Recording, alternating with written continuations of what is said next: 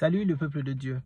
Aujourd'hui, je voulais converser sur un sujet important, une catégorie très importante de personnes de l'Église qu'on appelle les anciens. C'est une catégorie de personnes qui est en train de perdre de la vie dans l'Église et qui était très nécessaire dans le mouvement du Saint-Esprit.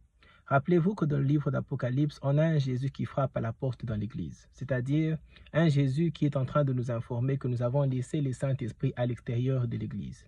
Alors le groupe des anciens représentait ce qu'on peut appeler en français le garde-fou de l'Église pour s'assurer que le pasteur ne tombe pas dans la folie lorsqu'il est dans le ministère. Ancien veut dire ancien, c'est-à-dire qu'un ancien est censé connaître l'évangile qui était prêché dans la vérité, dans l'Église. Lorsque le pasteur a commencé en Christ, dans son appel, il y avait une fondation sur laquelle l'altar était construite, c'est-à-dire la fondation de la vérité. Où est-ce que l'argent n'était pas au centre du ministère, les membres n'étaient pas au centre du ministère, les détournements n'étaient pas au centre du ministère, et ces genres de choses, seuls les anciens de l'Église qui ont commencé avec le pasteur, commencé avec le ministère, sont capables de les identifier. Et aujourd'hui, on viole dans l'Église, on détourne dans l'Église, on prêche de fausses doctrines dans l'Église, on transforme la vérité dans l'Église au silence des anciens, qui sont en train de partager la culpabilité du péché du berger et du serviteur de Dieu qui est en train d'emmener l'Église vers la perdition.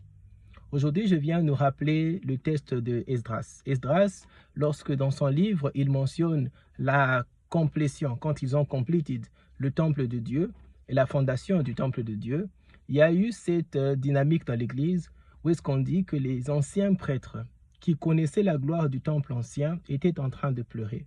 C'est le sentiment que nos parents qui sont encore dans le catholicisme ou dans d'autres façons de prier archaïques ont du mal à s'intégrer dans notre façon de prier, dans notre jeunesse aujourd'hui.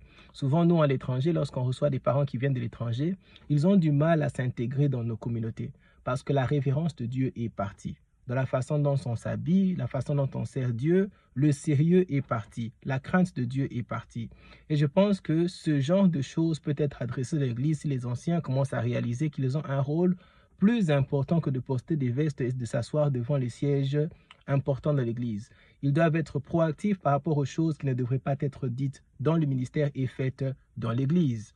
Si dans l'appel initial de ton pasteur, il n'y avait pas ce genre de compétition d'argent, où est-ce que le pasteur commençait à sortir des enveloppes et des projets qui venaient juste pour essayer de manipuler la communauté, et que vous vous rendez compte que ça devient le chef de votre pasteur. Si dans le passé, le pasteur était au centre, n'était pas au centre du ministère, mais c'était Christ qui était au centre, et vous commencez à vous rendre compte que l'Église commence à être centrée sur une personne, c'est à ce moment qu'il faut s'exprimer, et j'invite les anciens à retourner à leur travail de l'ancienneté pour être les garde-fous de la parole de Dieu dans l'Église. La génération nouvelle s'est réjouie dans le livre d'Esdras parce qu'ils pensaient que le temple, c'était une association de briques, de belles chaises, des grands géants, de belles chorales. Les anciens doivent savoir que lorsqu'un temple sert Dieu, la présence de Dieu se sent, la révérence de Dieu se sent. Moïse l'a senti, Salomon l'a senti. Mais cette génération qui est revenue d'exil, lorsque les jeunes ont construit avec le péché quelque chose qui devait être pur, Dieu ne s'est pas manifesté.